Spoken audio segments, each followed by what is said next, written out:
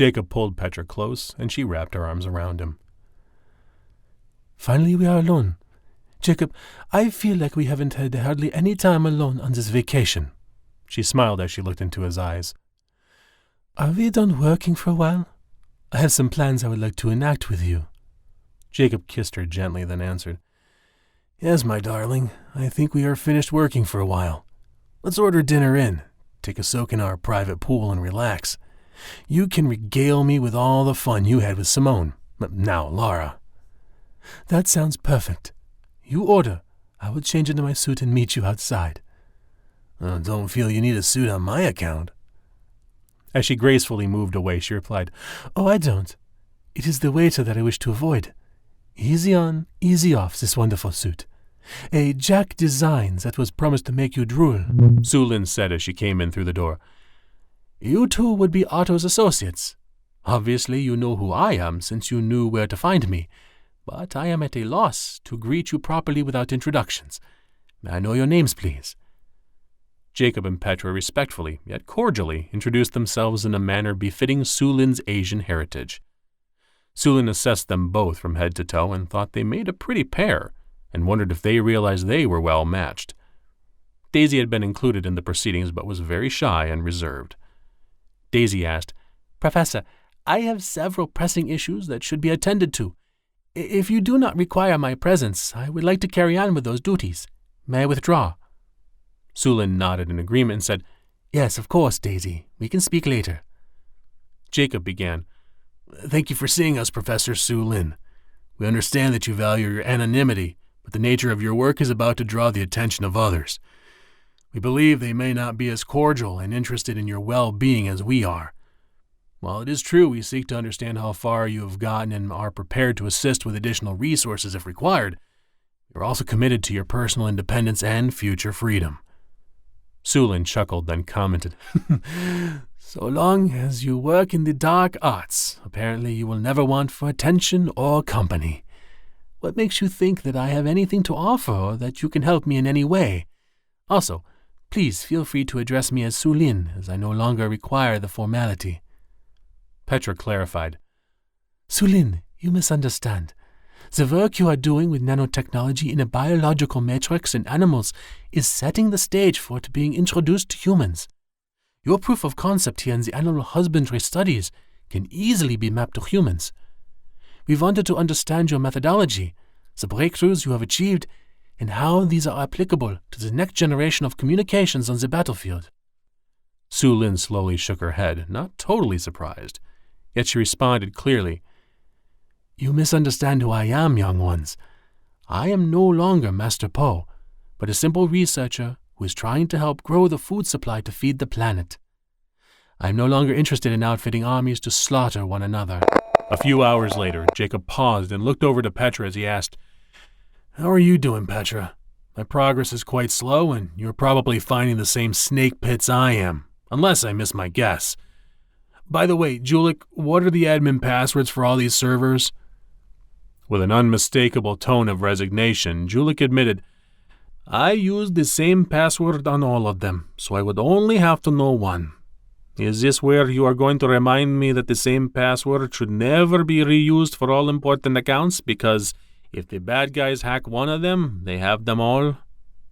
Without looking up from the computer screen, Jacob replied, Wouldn't dream of it, Julik. Petra, after forcibly booting from my USB drive, I reloaded the operating system with the hope of killing any rootkit that may have been installed. These folks were pretty good, and I had to do a search and destroy on the operating system files to clean the drive and be able to boot normally. However, before I got very far, a logic bomb went off, and the hard drive started behaving erratically. And I found they had downgraded the firmware on the device, so I had to stop and fix that. Same thing with the NIC drivers. When I finally reached the database files, these were all shown as encrypted. I expect you to find the same thing on the big database server. Petra responded, If I was going as fast as you, I might be able to agree. But with your explanation of what you found, it looks like a Scorched Earth Exit from this data center. With a puzzled look on his face, Julik questioned, Scorched Earth Exit? Petra explained, That is where you drive in as deep into the machine as possible, encrypt at the database, Change or cripple the firmware device drivers, modify the operating system with the rootkit, change the admin password, and scald the boot files just before you log out. It is a classic data infrastructure destruction program that the Russians perfected. The technique predates computers, going back to the 1812 Russian-French campaign, where the Russians retreated from Napoleon during his invasion as a defensive strategy. The premise being, leave nothing useful for the enemy in their march to the core and trade space for time. Jacob interrupted. Petra, take a look at what they encrypted on my database files, please. While you do that, I'll work on your machine so we can get to the campaign database. Jacob, now somewhat in control of his damaged feelings, returned a message to Petra. Petra, it sounds like they would like me back. But would you want me back as well, or is that a futile hope? Petra quickly muted her phone so the others didn't hear her breath catch or her renewed crying after reading his message. Anger now invaded her being at the emotions washing back and forth through her that she could not control. The sorrow, the hurt, and the anger all now threatened to derail her focus, and she incoherently responded to Quip's questions. Quip asked, Petra, you are there and have seen these giant files on a special-built PC. Is Sulin really a victim here, or have we simply been taken in by the vicious Master Poe? Jacob realized his message had probably derailed Petra's concentration, and after a few seconds of silence responded, Let me comment here first, if no one objects. While I won't speak for Petra, I can tell you that we had some discussion and have mixed feelings in this matter. The easy answer is that Sulin is guilty of several things. When viewed on the surface, the evidence suggests that Master Poe is definitely aligned with Dr. Piccone. I would propose, when you view all the subtleties, the evidence suggests that she is actually operating at multiple levels, just like her programming. What I'm going to suggest is... Jacob paused as the message window showed Petra was typing. Petra, now nearly emotionally out of control, finished and sent a new message. How can you ask me that? I sent you away so you wouldn't be stuck with a deformed female. Not only am I physically deformed, but emotionally too. Who could possibly want that kind of baggage from a mate? Don't you understand? I set you free from all that.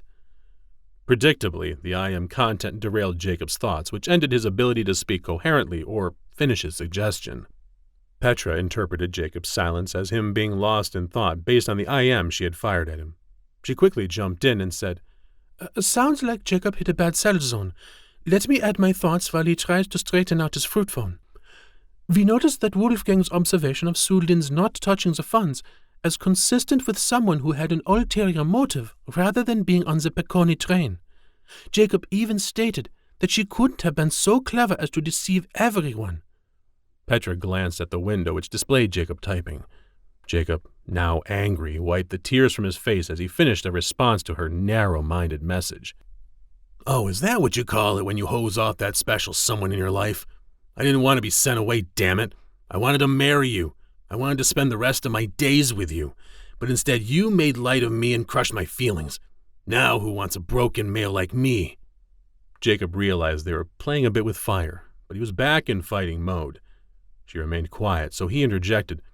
Hey, I think I am past the bad cell zone. I suggest we loop in at least Andy since the letter is actually addressed to him, and we'll see if we can follow her wishes as captured in the letter she wrote to him.